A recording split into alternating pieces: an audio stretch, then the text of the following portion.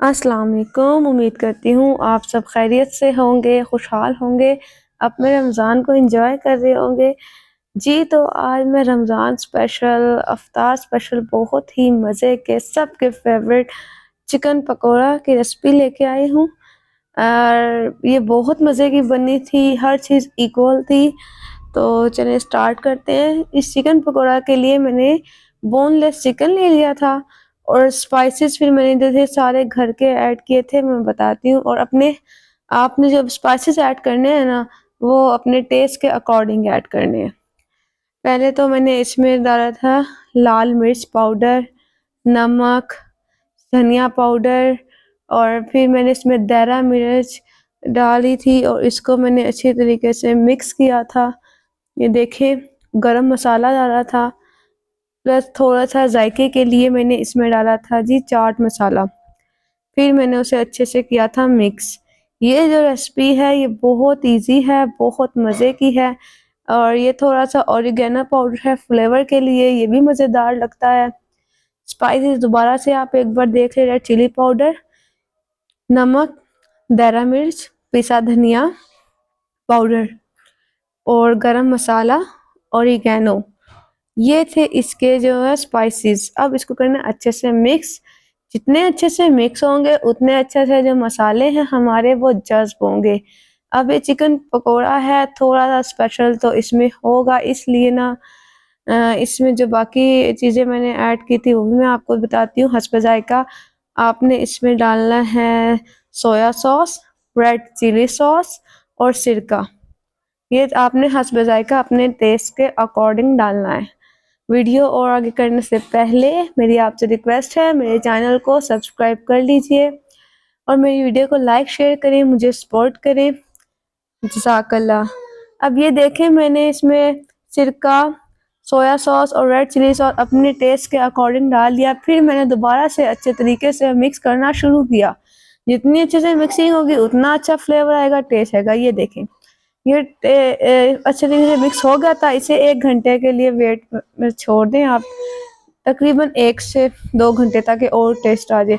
अब हम बेसन लेंगे, उसमें हम सिर्फ रेड चिली पाउडर और टेस्ट के अकॉर्डिंग डालेंगे नमक। तो ये देखें, जितना ग्लास मैंने पानी का लिया है ना, ये ना इनफ है। जितना मैं इसकी बेसन को मैं घोल रही हूँ, इसकी कंसिस्टेंसी मुझे बहुत पतली भी नहीं चाहिए और एक ज्यादा गाढ़ी उतना वो भी नहीं चाहिए, लेकिन पतली अगर हो गई तो फिर हमारा मतलब जो पकोड़ा है ना वो अच्छा नहीं बनेगा। थोड़ी सी आपने थिक रखनी है, बस थोड़ी सी, बहुत ज्यादा भी नहीं। और इसके अच्छे तरीके से आपने इसको मिक्स करना है, इसमें लम्स भी नहीं बनने देने। जितने अच्छे से मिक्स होगा उतने अच्छे से हमारा पकोड़े को ये जो है ना बेसन कवर करेगा। हाथ आप जाहिर बात है साफ हाथ है तो आप उसको बेसन में डाल के ना अपनी उंगलियों से चेक कर लिया करें कि कोई गुठली तो नहीं है। तो ये देखें, इसकी कंसिस्टेंसी चेक करें, ये किस कदर थिक है, ओवर थिक नहीं है, बस जितना होता है ना नॉर्मल, ये चेक करें। आए जी, अब दूसरी रेसिपी की तरफ आते हैं। वो तो हमने वेट पे रख देते चिकन पकौड़ा, ये है हमारा सब्जी पकौड़ा, मिक्स सब्जी पकौड़ा। सब्जियां मैं क्या क्या डालती हूँ, मैं डालती हूँ बंद गोभी, हरी प्याज के पत्ते, थोड़ी सी हरी प्याज, आलू, हरी मिर्च, हरा धनिया, ये सब मैंने कट करके रख लिए थे। ये भी लाजवाब बनते हैं, आप ये रोज अपने इफ्तार में बनाएंगे और इतने मजे के होते हैं कि मैं जो भी खाएगा वो तारीफ करेगा इंशाल्लाह। तो इसकी में स्पाइसेस भी नॉर्मल हैं जो घर में डलती हैं। स्पाइसेस फिर से नोट करें इसकी, पिसा धनिया पाउडर हस्ब ज़ायक़ा, जितना मैंने देखे 1 से 1.5 चम्मच डाला क्योंकि हमें पसंद है। देरा मिर्च, नमक, लाल मिर्च पाउडर, गरम मसाला पाउडर, और यही कहूँगी कि टेस्ट के अकॉर्डिंग अगर आप डालें तो चाट मसाला डाल सकती हैं, इसमें ज़ीरा पाउडर डाल सकती हैं और मैंने इसमें प्लस डाला था साबुत धनिया। ये चीज़ें ना अच्छी तरीके से ये स्पाइसेस अपने टेस्ट के अकॉर्डिंग डाल के, और हाँ, आपने जो सब्जी है ना उनकी कटिंग बहुत मोटी मोटी नहीं करनी, थोड़ी नॉर्मल पतली पतली करनी है ताकि पकने में भी आसानी हो। फिर क्या करना है जी, आपने अपने जितना बेसन है ना, बड़े 3 से 4 चम्मच ले लें, हमारे लिए इतने काफी होते हैं, 3-4 चम्मच या 5 चम्मच, और वही 1 गिलास पानी इनफ है जी। इसका मिक्सचर बनाने के लिए। मुझे इसका मिक्सचर भी बहुत ज़्यादा गाढ़ा नहीं, वो सॉरी पतला नहीं चाहिए और ना ही ओवर थिक चाहिए। एक नॉर्मल इक्वल कंसिस्टेंसी होती है, मुझे वो चाहिए, जो कि मैं अभी आपको बताऊंगी। फिर भी वीडियो आगे करने से पहले मेरी रिक्वेस्ट है, मेरे चैनल को लाइक करें, शेयर करें, सब्सक्राइब कर लें। ये देखें, ये एक परफेक्ट कंसिस्टेंसी है ज़बरदस्त पकौड़ों के लिए, ये आप देख सकते हैं। यहाँ पे मैंने ऑयल गर्म होने के लिए रख दिया था, बहुत जल्दी थी, लेट ऑलरेडी हो चुके थे। तो मैंने ऑयल में जब पकोड़े डाले तो मुझे लगा कि नहीं, थोड़ी सी आंच और तेज़ होनी चाहिए। मैंने अपनी बहन को बोला कि यार जल्दी से इसकी चूल्हे की आंच तेज़ करूँ। बस ये पकोड़े आहिस्ता आहिस्ता डालने हैं आपने।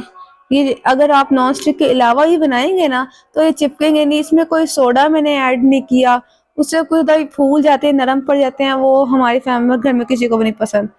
2 मिनट बाद चमचा हिलाया, ये देखें तकरीबन 8 से 9 मिनट आपने फिर इसको ना ऐसे मीडियम टू लो फ्लेम पकने देना है। तेज गरम ऑयल हो जाता है ना।